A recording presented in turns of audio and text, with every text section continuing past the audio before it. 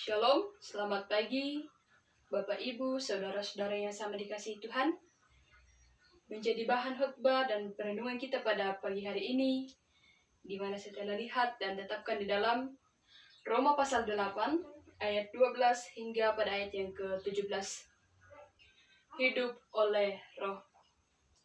Jadi, saudara-saudara, kita adalah orang berhutang, tetapi bukan kepada daging, supaya hidup menurut daging. Sebab, jika kamu hidup menurut daging, kamu akan mati. Tetapi jika oleh Roh, kamu mematikan perbuatan-perbuatan tubuhmu, kamu akan hidup. Semua orang yang dipimpin Roh Allah adalah anak Allah. Sebab kamu tidak menerima roh perbudakan yang membuat kamu menjadi takut lagi, tetapi kamu telah menerima Roh yang menjadikan kamu anak Allah. Oleh karena itu, kita berseru, ya Abba, ya Bapa.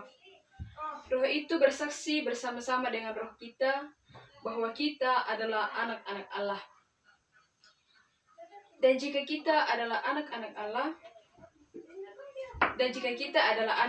maka kita juga adalah ahli waris. Maksudnya, orang-orang yang berhak menerima janji-janji Allah yang akan menerimanya bersama-sama dengan Kristus, yaitu jika kita menderita bersama-sama dengan Dia, supaya kita juga dipermuliakan bersama-sama dengan Dia. Demikian pembacaan kita.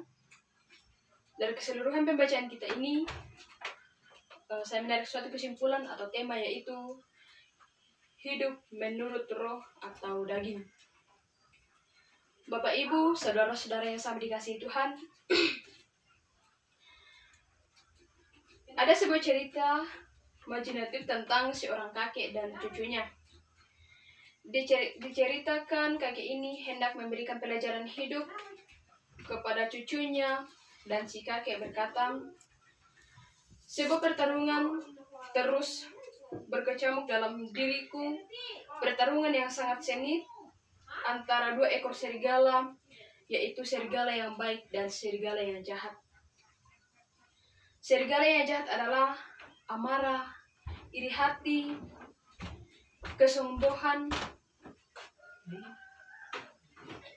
keserakahan, kebohongan, kemabukan, dan egoisme. Sedangkan serigala yang baik adalah kasih, sukacita, damai sejahtera, kemurahan, kejujuran, penguasaan diri, dan empati."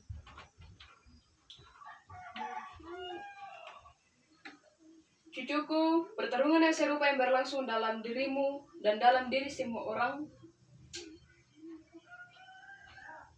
Mendengar perkataan kakek ini, si cucu pun mendengar perkataan kakeknya, dan ia berpikir sejenak, merenung, lalu berkata, karena ada rasa ingin tahu dalam dirinya, ia pun berkata, "Jika demikian, serigala manakah yang pada akhirnya akan menang?"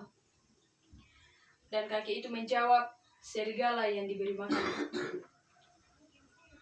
Pesan rohani di dalam cerita ini adalah perbuatan yang menguasai dan mengendalikan kehidupan setiap orang, yang sangat ditentukan oleh perbuatan yang seringkali dilayani dan diberi makan. Jika perbuatan jahat yang terus diberi makan, maka yang jahat itu pula yang akan terus menguasai dan mengendalikan kehidupan seseorang. Tetapi jika perbuatan baik yang terus diberi makan, maka hal yang baik itu pula yang akan terus menguasai dan mengendalikan kehidupan kita. Bapak Ibu, saudara-saudara yang sama dikasihi Tuhan, dalam pembacaan kita saat ini menemukan dua prinsip kehidupan yang sangat bertolak belakang, yaitu hidup menurut daging atau hidup menurut roh. Hidup menurut daging adalah suatu pola kehidupan yang kontan terhadap keinginan atau melakukan dosa, Sedangkan hidup menurut roh adalah suatu pola yang memudahkan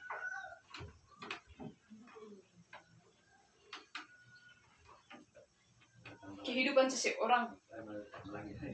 Tetapi jika perbuatan yang baik diberi makan, hal itu baik pula akan terus menguasai dan mengendalikan kehidupan kita.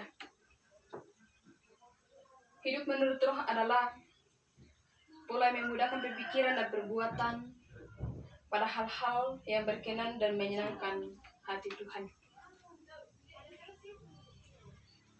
Sebagai orang yang telah dimerdekakan oleh roh dalam Yesus Kristus, prinsip kehidupan manakah yang seringkali kita layani dan diberi makan?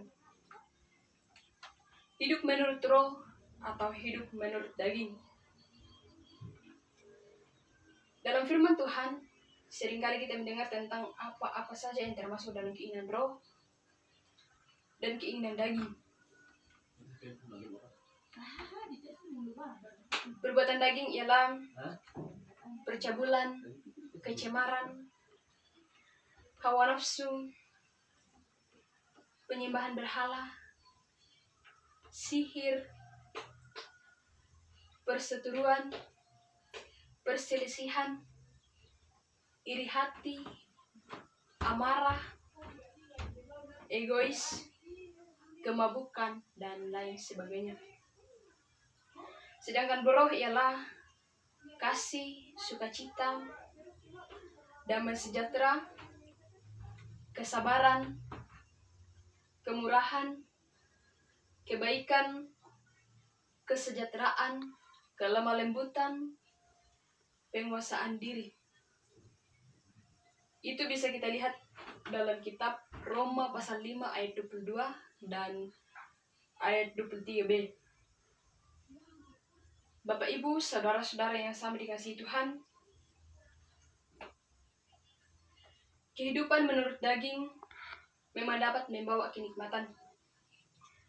Tetapi yang perlu kita sesali, kenikmatan yang dihasilkan itu semu dan mematikan.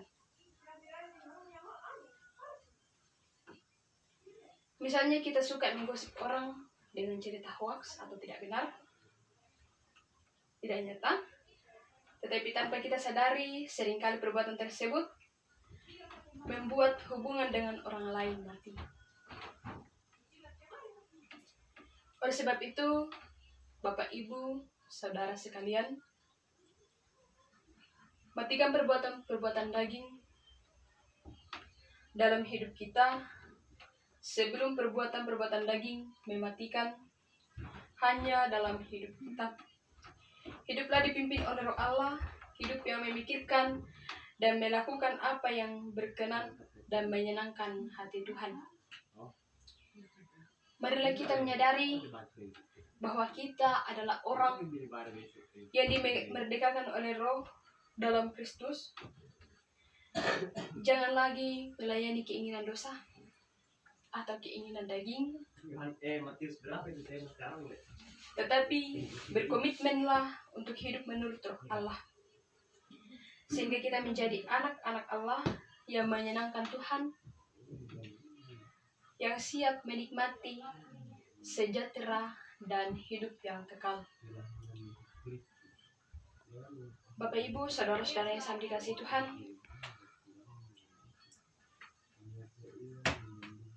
cerita ini bukan hanya ditujukan kepada kakek dan nenek dalam cerita kita, tetapi cerita ini juga sering terjadi dalam kehidupan pribadi lepas pribadi. Seringkali kita mengutamakan keinginan daging dan kita tidak pernah mengutamakan keinginan roh. Bapak, Ibu, marilah kita merenungkan sejenak makna dari firman Tuhan ini. Lalu kita mempelajari apa yang berkenan di hadapan Tuhan, apa yang menyenangkan hati Tuhan. Karena kita tahu bahwa kita telah dimerdekakan oleh Kristus. Saudara-saudara yang sama dikasihi Tuhan,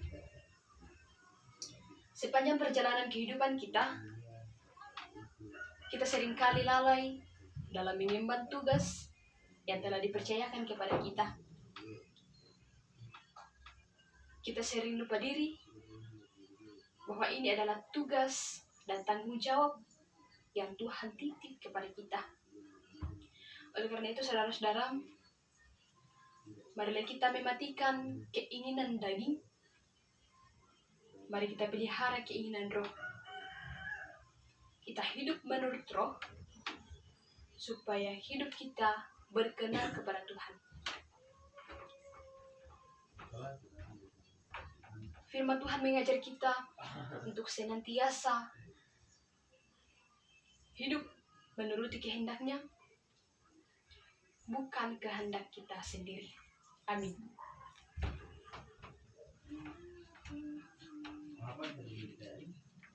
Amin.